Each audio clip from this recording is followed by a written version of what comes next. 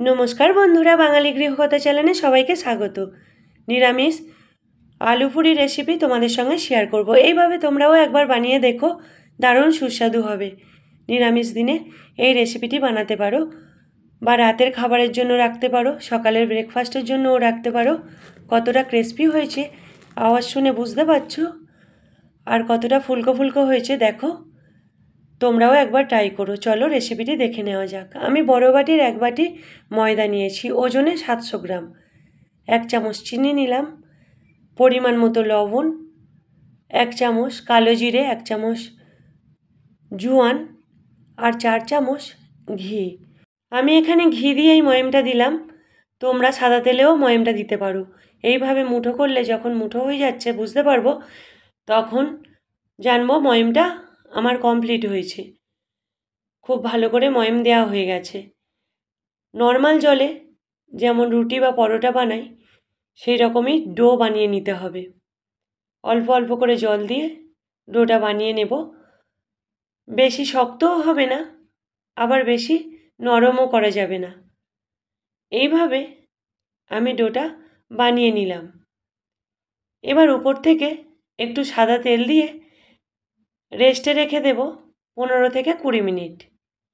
ঢাকা দিয়ে রেখে দেব। পুরটা বানিয়ে নেওয়ার জন্য ওভেনে কড়াই বসিয়ে দিলাম, সাদা তেল দিলাম, হিং, জিরে দিলাম, 1 চামচ হলুদ, 1 চামচ কাশ্মীরি লঙ্কার গুঁড়ো, 1 চামচ চাট মশলা, 1 চামচ আমচুর পাউডার, 1 চামচ চিনি, 1 চামচ পরিমাণ মতো লবণ, 1 চামচ নাও দিতে পারো, পরিমাণটা বুঝেই দেবে লবণটা। আর ভাজা মশলা করে নিয়েছি, জিরে, ধনে, মৌরি আর শুকনো লঙ্কা। ওই ভাজা মশলা 2 চামচ দিলাম।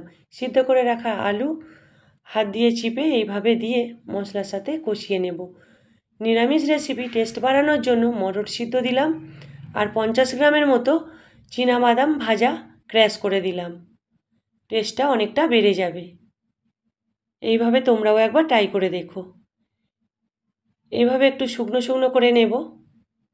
হয়ে এসেছে, নামিয়ে নেব। এরকম একটা মশলা করে আমচুর পাউডার আর চাট মশলা বাদ দিয়ে ঘুগনি বানিয়ে নিলাম। তোমরা এই পুরি রেসিপিটি বানানোর সময় একটু চাটনি বানিয়ে নিতে পারো, বা ঘরে যদি সস থাকে সস দিয়েও খেতে পারো, না হলে শুধুও খাওয়া হয়ে যাবে। পুরটা এতটাই টেস্ট হবে যে শুধু খাওয়া হয়ে যাবে। আমি 20 মিনিট পরে ঢাকনা খুলে নিলাম। খুলে দেখলাম কতটা নরম হয়ে গেছে, বুঝতে পারছো তোমরা। এইভাবে আমি লেচিগুলো কেটে নেব।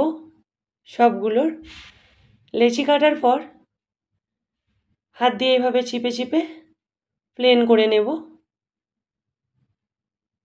লেচিটা সম্পূর্ণ করলাম। এবারে একটা বা দুটো এইভাবে করে দেখিয়ে দিই তোমাদের। বেলে পুরটা এরকম ভরে, পুর বেশি দেবে না, বেরিয়ে আসতে পারে। হাত দিয়ে চিপে চিপে, আমি কিন্তু বেললাম না, আর হাত দিয়ে চিপেই পুরিটা বানিয়ে নিলাম। আর দুটো হাত দিয়ে তোমাদের দেখাবো, না বেলে হয়ে যাবে।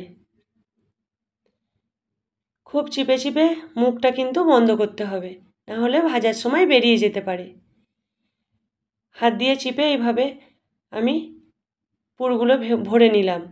পুরিগুলো সব এইভাবেই বানিয়ে নিলাম। তোমরা সাইজটা তোমাদের পছন্দ মতো করতে পারো, বড় কিংবা ছোট। আমি একটু মাঝারি সাইজ করেছি। সব পুরিগুলো এইভাবে বানানো হয়ে গেছে। এবার ভেজে নেব। গ্যাসের ফ্লেম মিডিয়ামে রেখে পুরিগুলো সব ভেজে নেব। সাদা তেল দিলাম কড়াইতে, মিডিয়াম গরম হলে পুরিগুলো ছেড়ে দেব। আমি এখানে 4টে একসাথে দিলাম। তোমরা তোমাদের যেভাবে সুবিধা হয় সেইভাবেই সব ভেজে নেবে। এইভাবে একদিকটা হয়ে গেলে অপর দিকে দিয়ে দিব।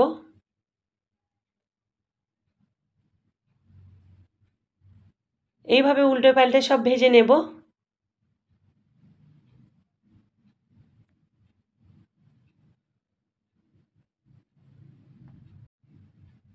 কতটা ফুলকো ফুলকো হয়েছে দেখেই বুঝতে পারছো তোমরা।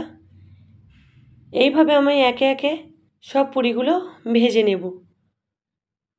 তোমরা একবার এইভাবে না বানালে বুঝতে পারবে না যে কতটা টেস্ট হয়েছিল।